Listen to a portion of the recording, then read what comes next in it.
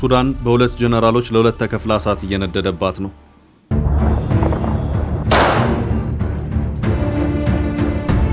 ጎረቤት ሀገር ሱዳን በእርስ በእርስ ጦርነት እየጋየች ነው። በሁለት አቅጣጫ ጎራ ለይተው እየተፋለሙ የሚገኙት ሁለቱ የሱዳን ጀነራሎች ሀገሪቱ ተመልሳ እንደ ሀገር ልትቆም በማትችልበት ደረጃ እያወደሟት ነው። ጀነራል አብዱልፈታህ አልቡርሃንና የእሳቸው ተፋላሚ የሆኑት ጀነራል መሐመድ ሐምዳን ዳጋሎ በየፊናቸው የሱዳን መሪ ነን እያሉ ይገኛሉ። በእርስ በእርስ ጦርነት እየጋየ ባለ ህዝብ ላይ መሪው እኔ ነኝ የሚለው ከባድ የስልጣን ጥማት በዓለም አደባባይ ፊት እየታየ ነው። ሱዳን በአሁኑ ሰዓት በሁለቱ ተፋላሚ ጀነራሎች ለሁለት ተከፍላ ሁለት መንግስት ያቆመች ሀገር ሆናለች። ዜጎቿ በሁለቱም ተፋላሚ ወገኖች ጥቃት እያለቁ ነው። ሁለቱም ጀነራሎች ዋና ከተማዋን ካርቱምን ለቀው በየፊናቸው በፖርት ሱዳን እንዲሁም ኒያላ በተባለች ሌላ ከተማ የመንግስታቸው መቀመጫ ማድረጋቸውን አስታውቀዋል። ሁለት መንግስት የቆመባት ሱዳን አሁንም የፍልሚያ ሜዳውን እንደቀጠለች ነው። ለሁለቱም ጀነራሎች እሳትና ቤንዚን እያቀበሉ የሚያቀጣጥሉ ጣልቃ የሚገቡ መንግስታትም ከዳር ሆነው እያጨበጨቡ ነው። የድርድር ምክረ ሐሳብ፣ ሽምግልናና የፖለቲካ ጫና ብሎም ማስፈራሪያ ጭምር ሁለቱን ጀነራሎች ከመፋለምና ሱዳንን ከማድቀቅ ሊያቆማቸው አልቻለም። ሱዳን ዛሬም በዓለም ፊት እየነደደች ትገኛለች። ሱዳንን ማን ይታደጋት የሚለው ጥያቄ ዛሬም ድረስ መልስ ያጣ እንቆቅልሽ ሆኗል። የቻለው ሱዳናዊ በእሳት እየጋየች ያለችውን ሀገሩን በመልቀቅ እግሬ አውጭኝ እያለ ነው። ያልቻለው ደግሞ እዚያው ሱዳን ውስጥ ሆኖ የመከራው ተጋፋጭ መሆን ግድ ብሎታል። የሱዳን ጦርነት እየተቀጣጠለ እንዲቀጥል ያደረጉት ምክንያቶች ምንድናቸው የሚለው ጉዳይ ብዙዎችን ሲያወያይ ቆይቷል። ለዚህ ጦርነት እየነደደ መቀጠል በርካታ ምክንያቶች አሉ። አንዱ የሀገሪቱ የተፈጥሮ ሀብት በተለይም ወርቅ ነው። ከዚህ ውጭም እንደ ሩሲያ ያሉት ሀገራት ደግሞ የሱዳንን የቀይ ባህር ዳርቻ ለወታደራዊ ቤዝነት ይፈልጉታል። እናም ፑቲን ከተፋላሚዎቹ ጀነራሎች መካከል በስሱም ቢሆን ጀነራል አብዱልፈታህ አልቡርሃንን እየደገፉ መሆኑ ይነገራል።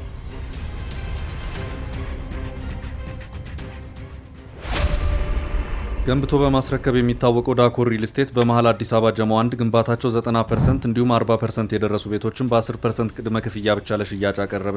በአንድ ወለል ላይ 3 አባወራ ብቻ በቂ የሆነ የመኪና ማቆሚያ ከሰፊ አረንጓዴ ስፍራ ጋር አቀረበላችሁ። ባለ 1 መኝታ 80 ካሬ፣ ባለ 2 መኝታ 110 ካሬ እና 118 ካሬ፣ ባለ 3 መኝታ 135 ካሬ 70/30 የባንክ ብድር አመቻችቶ ከ623 ሺህ ብር ቅድመ ክፍያ ጀምሮ የመኖሪያ ቤቶችን ለሽያጭ አቀረበ። ለበለጠ መረጃ በ0911 057674 0933 21 9065 ይደውሉ። ዳኮር ሪል ስቴት በልዩነት የተገነባ። በርካቶች ደጋግሞ የሚያነሱት አንዱ ለሱዳን ጦርነት መቀጣጠል ምክንያት የውጭ ኃይሎች ጣልቃ ገብነት ነው የሚለው ነው ይታያል። ሁለቱ ተፋላሚ ጀነራሎች ማለትም ጀነራል አብዱልፈታህ አልቡርሃን እና ጀነራል መሐመድ ሐምዳን ዳጋሎ ወይም ሄሚቲ የየራሳቸው የውጭ ደጋፊ ኃይሎች ያሏቸው መሆኑን ከራሳቸው ከተፋላሚዎቹ እርስ በእርስ መካሰስ መረዳት ይቻላል። በሱዳን ጦርነት ጣልቃ በመግባት እየደጋገመ ስሟ የሚነሳው ሀገር የተባበሩት አረብ ኤምሬትስ ወይም ዩኤኢ ናት። የተባበሩት አረብ ኤምሬትስ ከሁለቱ ተፋላሚ ጀነራሎች መካከል የጀነራል መሐመድ ሐምዳን ዳጋሎን ፈጥኖ ደራሽ ጦር በጦር መሳሪያ በፋይናንስና በሎጂስቲክስ እያገዘች ነው በሚል በተደጋጋሚ ስሟ ይነሳል። ድጋፉ እስከ ድሮን አቅርቦትም የዘለቀ መሆኑን በመግለጽ ጀነራል አብዱልፈታህ አልቡርሃን ክሳቸውን ሲያሰሙ ቆይተዋል። ጉዳዩ እስከ ተባበሩት መንግስታት ብሎም እስከ ዓለም አቀፉ ፍርድ ቤት ድረስ አምርቶ ጀነራል አልቡርሃን በአንዱም ሳይቀናቸው ቀርቷል።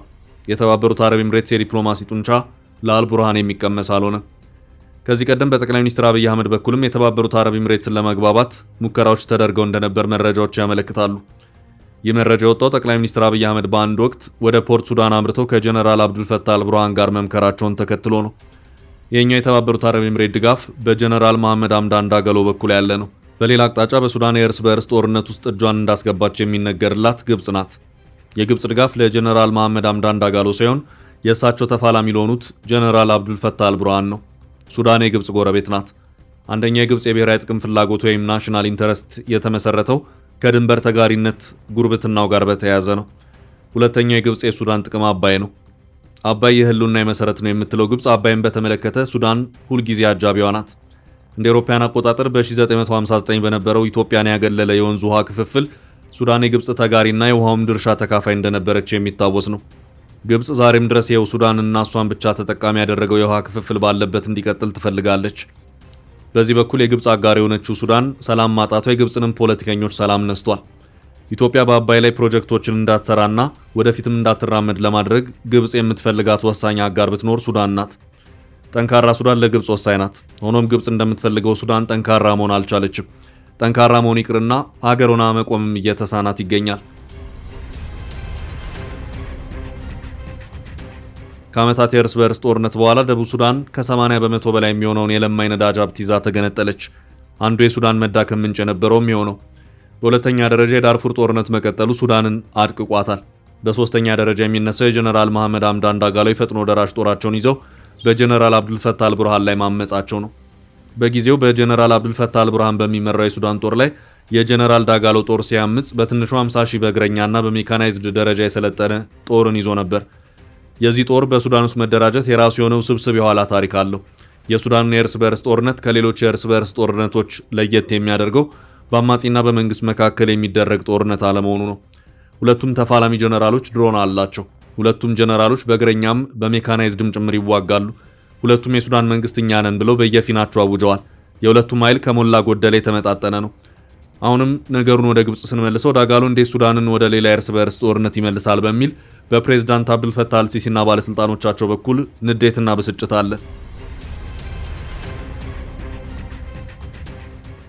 የሱዳን ጥንካሬ ለግብጽ የአባይ ፖለቲካ እጅ ወሳኝ በመሆኑ እንጂ ግብጽ ለሱዳን አዝና አይደለም።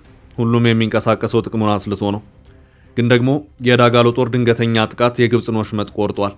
ጀነራል መሐመድ ሐምዳን ዳጋሎ ሚስጥራዊ ወታደራዊ ዝግጅቶችን አድርገው በድንገት በሱዳን ጦር ላይ ከፈቱት ውጊያ የአሁኑን የሱዳን የእርስ በርስ ጦርነት ቀስቅሷል። ጀነራል አብዱልፈታህ አልቡርሃን የሀገሪቱ ጦር ኃይል አዛዥ መሆናቸው ይታወቃል። እናም እሳቸውም የሀገሪቱን ብሔራዊ ጦር ይዘው በአልሞት ባይ ተጋዳይነት ተፋልመዋል። ነገር ግን በሚገባ የተዘጋጀው የጀነራል ዳጋሎ ፈጥኖ ደራሽ ጦር ማንም ሊያስቆመው አልቻለም። ካርቱምን ጨምሮ በርካታ የሀገሪቱን ግዛቶች በአጭር ጊዜ ውስጥ ተቆጣጠረ። በዚህ ወቅት ጀነራል አብዱልፈታህ አልቡርሃን የመንግስታቸውን መቀመጫ ከካርቱም ወደ ቀይ ባህሯ የወደብ ከተማ ፖርት ሱዳን ማዛወር ግድ አላቸው። ከብዙ ላስጨራሽ ተከታታይ ውጊያዎች በኋላ ጀነራል አብዱልፈታህ አልቡርሃን ካርቱምን መልሰው በእጃቸው ቢያስገቡም የመንግስታቸውን መቀመጫ ወደዚያ ማዛወሩን ግን አልፈለጉትም። በዚሁ ካርቱምን የማስመለስ አስጨራሽ ውጊያ ውስጥ የግብጽ አየር ኃይል ተሳትፏል በማለት የጀነራል መሐመድ ሐምዳን ዳጋሎ ክሱን ያሰማበት ሁኔታ ነበር። ግብጽ ለቀረበባት ለዚሁ ክስ ፈጽመው ሐሰትና ስም ማጥፋት በማለት አጣጥላ አስተባብላለች። በቅርቡ የወጣ አንድ መረጃ ደግሞ የግብጽ ወታደራዊ ሹማምንት ወደ ፖርት ሱዳን በመመላለስ ከጀነራል አብዱልፈታህ አልቡርሃን ጋር እየመከሩ መሆኑን የሚያመለክት ሆኗል። የመረጃው ምንጭ አፍሪካን ኢንተለጀንስ ነው። ወደ ፖርት ሱዳን ሚስጥራዊ ጉዞ አድርገዋል ከተባሉት የግብጽ ወታደራዊ አመራሮች መካከልም የግብጽ ጦር ኃይሎች ጠቅላይ ኤታማዦር ሹም ይገኙበታል። ወደ ሱዳን የተደረገውን የግብጽ ጠቅላይ ኤታማዦር ሹም ጉዞ በተመለከተ ጀነራሉ መቀመጫቸውን ፖርት ሱዳን ካደረጉት የሱዳኑ ጀነራል አብዱልፈታህ አልቡርሃን ጋር የመከሩ መሆኑን ይኸው የመረጃው ምንጭ የሆነው አፍሪካ ኢንተለጀንስ በዘገባው አመላክቷል። የግብጽ ጦር ኃይሎች ጠቅላይ ኤታማዦር ሹም አህመድ ፋቲ ኢብራሂም ከሊፋ ወደ ፖርት ሱዳን ጉዞ ያደረጉትም ከቀናት በፊት ማለትም በፈረንጆች ኦክቶበር 30 ቀን 2025 መሆኑን ዘገባው አስታውቋል። እናም በሱዳን የእርስ በእርስ ጦርነት ጣልቃ ገብነት ሂደት ውስጥ የግብጽ እጅ የለበትም ለማለት የሚያስደፍር አይደለም። ግብጽ በእርግጥም በሱዳን የእርስ በእርስ ጦርነት ውስጥ ስውር እጇ አለበት። ይህንኑ ጣልቃ ገብነት በተመለከተ ኤርትራም ስም ይነሳል። ኤርትራም ልክ እንደ ግብጽ ሁሉ ጀነራል አብዱልፈታህ አልቡርሃን ደጋፊ ናት። የሱዳን የእርስ በእርስ ጦርነት ሲበረታና የዳጋሎ ጦር የድሮን ጥቃት ሲያይል ጀነራል አብዱልፈታህ አልቡርሃን ከፕሬዝዳንት ኢሳያስ ጋር ተመሳጥረው የሱዳንን ጀቶች ወደ ኤርትራ ልከዋል በሚል በስፋት ሲዘገብ የቆየ መሆኑ የሚታወስ ነው። ከዚህ ባለፈም የሱዳን ጋዜጠኞች ወደ አስመራ አምርተው ከፕሬዝዳንት ኢሳያስ ጋር ቆይታ ባደረጉበት ወቅት ኢሳያስ ዳጋሎን ከፍ ዝቅ አድርገው ሲያሳጡ ታይተዋል። በአንጻሩ ጀነራል አብዱልፈታህ አልቡርሃን ደግሞ የሀገር ተቆርቋሪ አድርገው ያቀረቡበት ሁኔታም የነበረ መሆኑ የሚታወስ ነው። ይሄ አንደኛው ነው። ከዚህ ውጭም ኢሳያስ ጀነራል አብዱልፈታህ አልቡርሃን ደጋፊ የሆኑ የጎሳ ታጣቂዎችን ወደ ኤርትራ አስገብተው ወታደራዊ ስልጠናን እንዲያገኙ እያደረጉ መሆኑም ይነገራል። ይህም በሱዳን የእርስ በእርስ ጦርነት የተዳከመውንና የተሰላቸውን የሱዳን ጦር በሰው ኃይል ለማገዝ የሚረዳን የሚል ግምት ተወስዶበታል። ከዚህ ውጭም ከአልቡርሃን ጎን በመሆን ዳጋሎን ተፋልሟል የሚባለው ሱዳን የሚገኘው የህወሓት ጦር ነው። ይህ ጦር አርሚ 70 በሚል የተደራጀ ነው። በሰሜኑ የኢትዮጵያ ጦርነት ወቅት ከሱዳን አቅጣጫ ወልቃይትን ለመቆጣጠር ብርቱ ጥረት አድርጎ ሳይሳካለት የቀረ ጦር መሆኑን በጊዜ የወጡት መረጃዎች ያመለክታሉ። የአልቡርሃን ጦር ካርቱምን ለመቆጣጠር በነበረው ከባድ ፍልሚያ የህወሓት አርሚ 70 ጦር ከፍተኛ እገዛን እንዳደረገ ይነገራል። ዳጋሎ በእነዚሁ የህወሓት ጦር አባላት ላይ ቅሬታንና የበቀል ዛቻን ያሰሙ መሆኑም የሚታወስ ነው። ዳጋሎ የህወሓትን ጦር ቢከሱም እሳቸውም ከኮሎምቢያ ሳይቀር ታጣቂዎችን እንዳስመጡም ጭምር በአልቡርሃን በኩል ክስ ሲቀርብባቸው ይሰማል።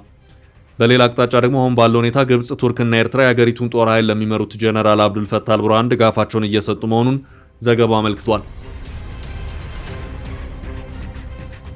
ከሰሞኑ በነበረው ከባድ ውጊያ የዳጋሎ ጦር በዳርፉር ግዛት ድልን በመጎናጸፍ አልፋሸር የተባለች ወሳኝ ስትራቴጂካዊ ጠቀሜታ ያላትን ከተማ መቆጣጠሩ ጀነራል አልቡርሃንና የግብጽ ደጋፊዎቻቸውን ክፉኛ ያስደነገጠ መሆኑን እየወጡ ያሉት መረጃዎች እያመለከቱ ይገኛሉ። የግብፁ ጠቅላይ ኤታማዦር ሹም አህመድ ፋቲ ኢብራሂም ከሊፋ ሚስጥራዊ ፖርት ሱዳን ጉዞም ከዚሁ ጋር የተያዘ መሆኑም ሲነገር ቆይቷል። በሱዳን የውስጥ አስተዳደራዊ ግዛት አከላለል ውስጥ ዳርፉር በሱዳን ትልቁ ንዑስ ግዛት ሲሆን ከዚህም ውስጥ ሰሜን ዳርፉር አንዱ ነው። አሁን በጀነራል ሐምዳን ዳጋሎ ፈጥኖ ደራሽ ጦር ቁጥጥር ስር የዋለችው አልፋሼር ከተማ የሰሜን ዳርፉር ዋና ከተማ ስትሆን ያላት ወታደራዊና ፖለቲካዊ ስትራቴጂካዊ ጠቀሜታ እጅግ ከፍ ያለ ነው። ይቺ ከተማ በጀነራል አብዱልፈታህ አልቡርሃን በሚመራ የሱዳን ብሔራዊ ጦር ቁጥጥር ስር የነበረች ሲሆን የዳጋሎ ጦር ፈጥኖ ደራሽ ጦር የከተማዋን መውጫና መግቢያ የሆኑትን ቁልፍ ቦታዎች በመዝጋት በጦሩ ላይ ከበባን አድርጎ ከባድ ውጊያን ሲያደርግ ቆይቷል። በዚሁ በድሮኖች ሳይቀር እየታገዘ በተካሄደው የፈጥኖ ደራሹ ጦር ማጥቃት የሱዳን ብሔራዊ ጦር ከባድ ዋጋን ከፍሏል። ለበርካታ ጊዜያት በከበባ ውስጥ የቆየውን ጦር በተጨማሪ ጦር ለማገዝ የተደረገውም ጥረት ስኬትን ሳያገኝ በመቅረቱ በመጨረሻም ከሰሞኑ ሌት ተቀን በተካሄደው ላስጨራሽ ውጊያ የጀነራል አልቡርሃን ጦር ከባድ ምት ደርሶበት ከተማዋን ማስረከብ ግድ ብሎታል።